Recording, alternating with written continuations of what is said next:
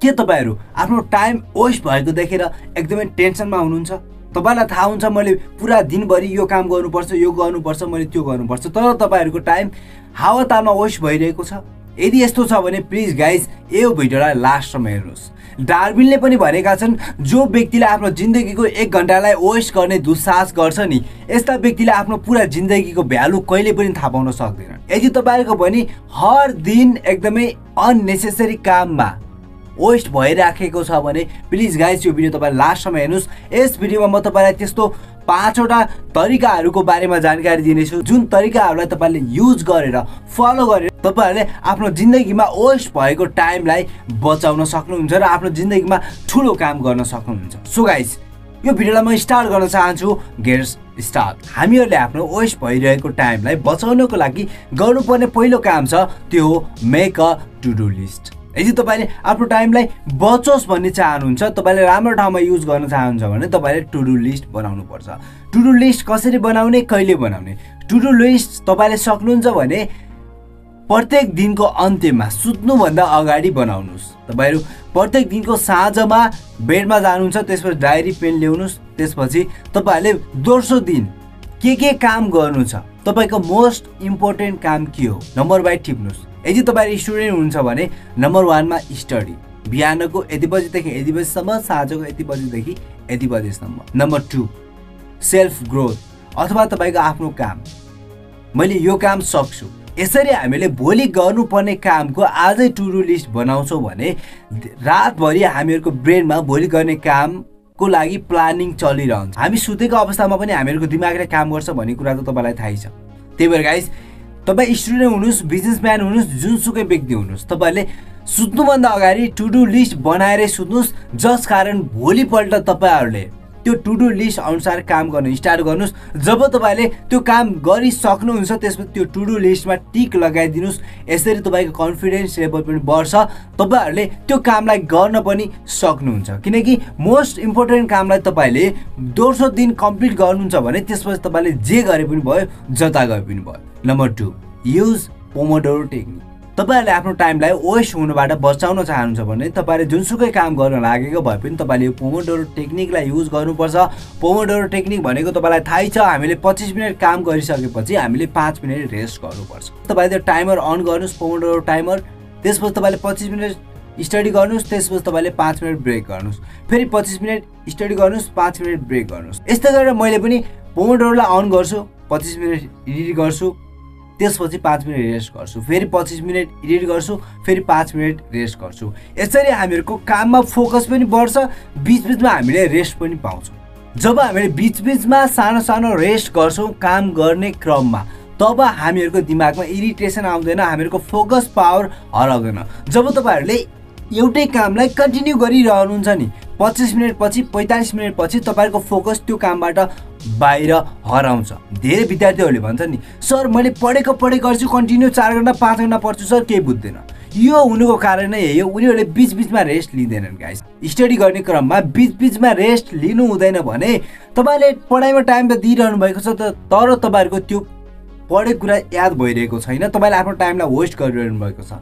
त्यसकारण तपाईहरुले आफ्नो काम गर्ने समयमा पोमोडोरो टेक्निकलाई युज गर्नुस्। 25 मिनेट काम गर्नुस्, 25 मिनेट स्टडी गर्नुस्, त्यसपछि 5 मिनेट रेस्ट गर्नुस्, फेरि 25 मिनेट स्टडी गर्नुस्, काम गर्नुस्, 5 मिनेट रेस्ट गर्नुस्। यसरी तपाईहरुको टाइम बर्बाद हुनबाट बच्छ। हामीहरुले आफ्नो टाइमलाई वेस्ट हुनबाट बचाउन चाहन्छौं भने हामीले गर्नुपर्ने तेस्रो काम छ त्यो हो अवे फ्रम इन्टरनेट। यदि तपाईहरुले आफ्नो दिन प्रोडक्टिभ होस्, तपाईको काममा तपाईको फोकस लागोस् भन्ने चाहनुहुन्छ भने तपाईहरु इन्टरनेट कनेक्सनबाट अलिकति टाढा रहनै पर्छ। यदि तपाईहरुको काम इन्टरनेटमै छ, अब यस्तो अवस्थामा के गर्ने त? यस्तो अवस्थामा तपाईहरुले यस्ता अननेसेसरी एप्सहरुको तपाईले नोटिफिकेसन अफ गर्नुपर्छ।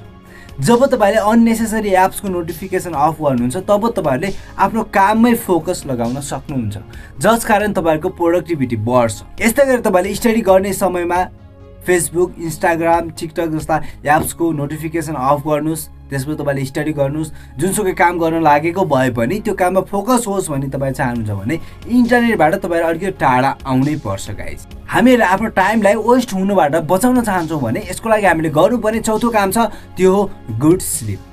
यदि तपाईको रातमा गहिरो निद्रा गजबको निद्रा परेको छैन भने दोस्रो दिन तपाईहरुले जुनसुकै काम गर्न लागेको भए पनि तपाईले स्टडी गर्न लागे पनि तपाईलाई हाई आउँछ निद्रा लाग्छ झपक्क सुत्न मन लाग्छ तपाईहरुले जबमा गएपछि ड्युटी गर्दाखेरि पनि तपाईलाई निद्रा लाग्छ हाई आउँछ किनकि तपाईको निद्रा पुगेको छैन रातमा जसकारण तपाईहरुले दोस्रो दिन जति काम गरे पनि त्यो काम प्रोडक्टिभ हुँदैन तपाईले स्टडी गरेको स्टडी तपाईले याद गर्न सक्नुहुन्न त्यही भएर गाइस यदि तपाईले आफ्नो टाइमलाई बचाउन चाहनुहुन्छ वेस्ट हुनुबाट भने तपाईले आफ्नो स्लिपलाई सुधार्नुपर्छ अब तपाईको क्वेशन आउला सर हामीले आफ्नो स्लिपलाई कसरी गुड गराउने त कसरी डीप स्लिपमा जाने त यसको लागि तपाईले गर्नुपर्छ तपाईले सुत्नुभन्दा अगाडि मोबाइल फोन नचलाउनुस् जब तपाईले सुत्नुभन्दा अगाडि मोबाइलको ब्लू लाइट अगाडि आउनुहुन्छ तपाईहरु जसकारण तपाईहरुको दिमागले मेलाटोनिन नामक केमिकल उत्पादन गर्दैन जसकारण तपाईलाई निद्रै लाग्दैन किनकि हामीहरुलाई निद्रा तब लाग्छ जब वरिपरि अँधेरो हुन्छ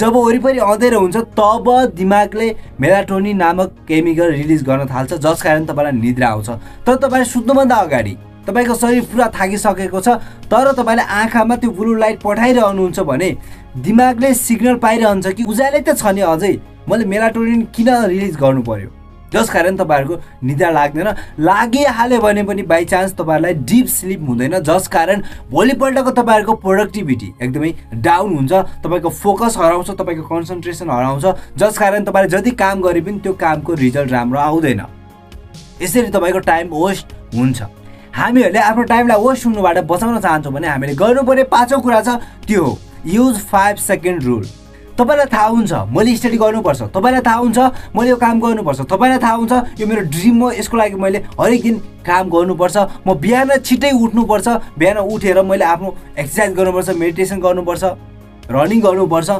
नयाँ बुकहरु पढ्नुपर्छ नलेज बढाउनुपर्छ भन्ने कुरा तपाईलाई थाहा हुन्छ तर अल्छीपनाले तपाईलाई समाइरहेको हुन्छ जसकारण तपाईले आफ्नो टाइमलाई ती अल्छी गर्दा गर्दै हाय हाय गर्दा गर्दै वेस्ट गरिदिरहनु भएको हुन्छ अब योबाट हामीहरु कसरी बस्ने त योबाट हामीहरु बस्नको लागि हामीहरुले यो 5 सेकेन्ड रुललाई याद गर्नुपर्छ तपाईलाई थाहा छ स्टडी गर्नुपर्छ तर तपाईलाई अल्छी लागिरहेको छ भने अब तपाईले दिमागमा काउन्ट गर्नुस् 5 4 3 2 1 गो जुरो को हुनुस् पढ्न गर्नुस् यस्तै गरेर तपाईहरु बिहान उठ्नुपर्छ 5 बजे उठ्नुपर्छ भने तपाईलाई थाहा हुन्छ तब गरिरहनु भएको हुन्छ तपाईहरु अब यस्तो अवस्थामा तपाईको निद्रा खुल्छ म उठ्नै पर्छ तर तपाई उठ्न सक्नुहुन्न भने यस्तो अवस्थामा फेरि काउन्ट गर्नुस् 5 4 3 2 1 गो जुरो को हुनुस् यसरी हामीले आफ्नो जिन्दगीको कुनै पनि काम गर्न हामीलाई अल्छ्याइ लागिरहेको छ भने हामीलाई लेजिबलले समाइरहेको छ भने यस्तो अवस्थामा यो 5 सेकेन्ड रुललाई तपाईले युज गर्नु छ भने तपाईहरुले